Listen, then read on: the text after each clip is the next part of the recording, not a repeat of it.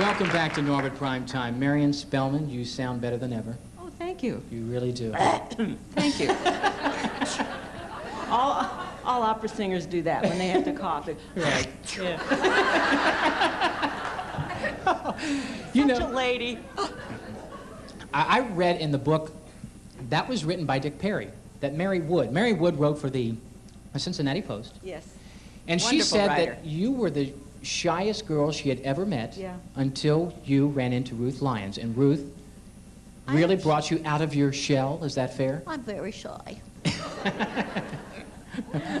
No, well, I think I'm still sort of shy. But, Really? Yeah, I am. But I'm a ham. You know, as anybody who will watch the show knows what a ham I am. You know, really. She said you I have had pork, right? No, just stamped right there.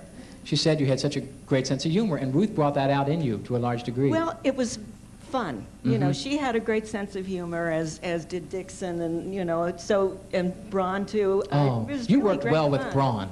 I Very enjoyed well. working with Bob very much. You used to needle the heck out of him, you know Well, that? and he did the same. You better know. believe it. Yeah, we went at each other pretty Right. good. Now, you began at WLW in 1951. You have such a memory and a big mouth. Of course, I was only 2 at the time. Right. And the first show you did at WLW, it was called something about a straw Hat matinee, as I recall. hat matinee. Does anybody remember that? You're all too young. Now, what was that show about? I don't remember. I think it was was it Bert Farber's band, Clifford? Not sure. I think it was but it was Bert Farber's band. straw hat matinee. Yeah. And then you joined Ruth Lyons that year also, didn't you? Yes, I did. I did a couple of what we call spot shows, and that was a Straw Hat Matinee where I was brought in just for that show. And she saw me one time and then suggested to the executives that I be put on staff, which shocked me. You know, we'll never see such knees knocking together as my first time on her show. I was scared to death. What was it like working with Ruth Lyons for you from a personal perspective? Oh, exciting, because she had such a range in her mind. You know, she read everything. She knew everything that was going on. And everybody loved her because she always had opinions about everything.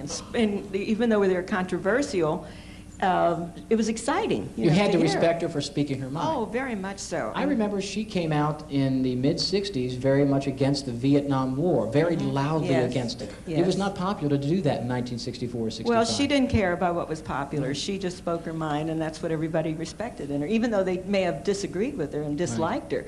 I think with Ruth, the people either loved her desperately, which most of them did, or they hated her just as desperately.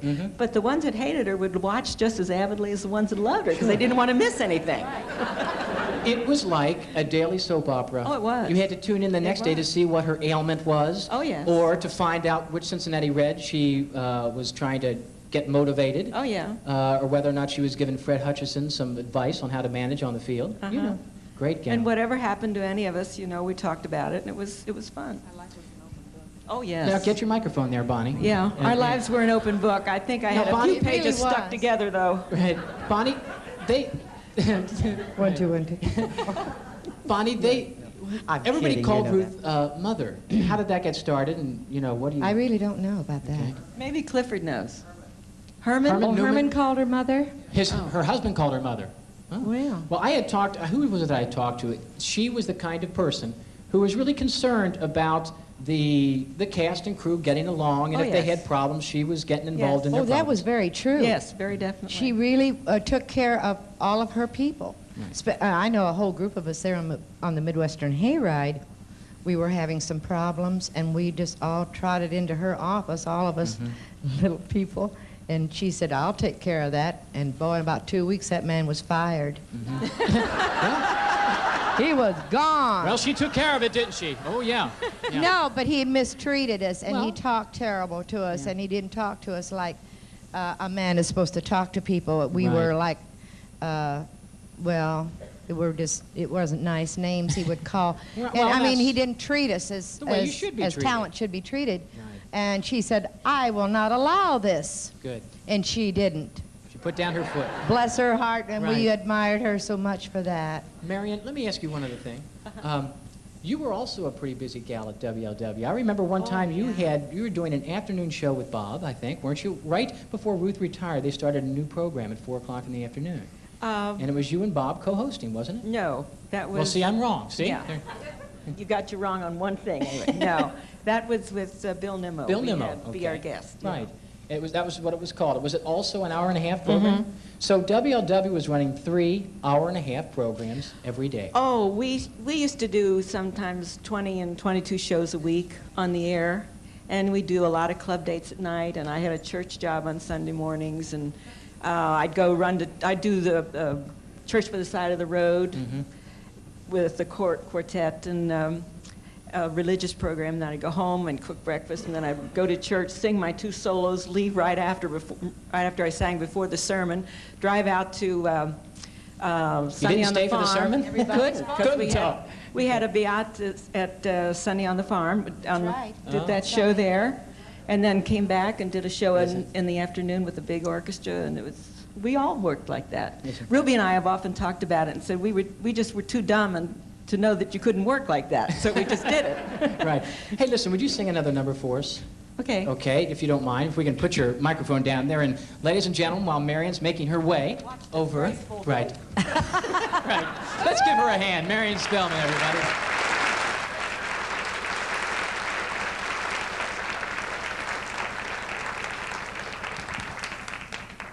This is the song that... also a graceful sitting down, right? That Ruth wrote for me in what was the date again, Clifford? You'd always have to remind me. 1961. What? I got 196. Year 196? Well, that figures. I guess I've been singing this, for 25 years, this song? I may learn it yet. Anyway, it is the lullaby. So appropriate, it's as appropriate today as it was the day she wrote it. All the world is troubled with feelings of fear and doubt. 1,000 questions unanswered arise that we must think about. But close your eyes and sleep content, little heart of mine. Go to sleep remembering it is Christmas time. Be a child as long as possibly you can be, for all too soon you may be grown and many troubles see. So go to sleep, and when you wake, the world will seem so fine. For children keep remembering it is Christmas time. Sleep and dream, dream of a shining tree, dream of a star so bright that shone on that wondrous night.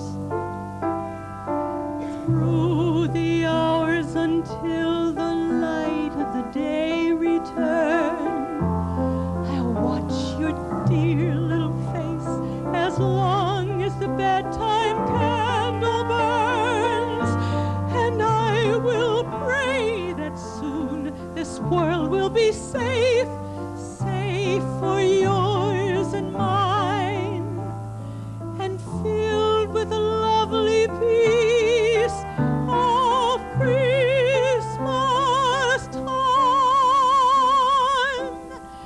Go to sleep,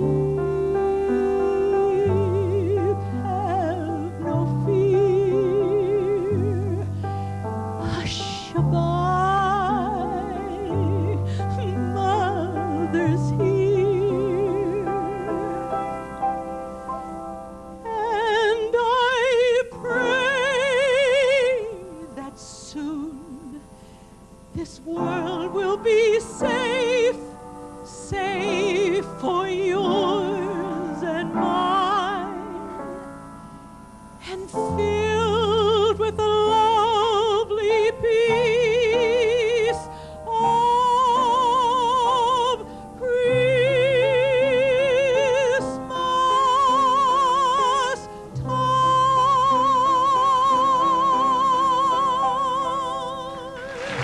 Marian Spelman.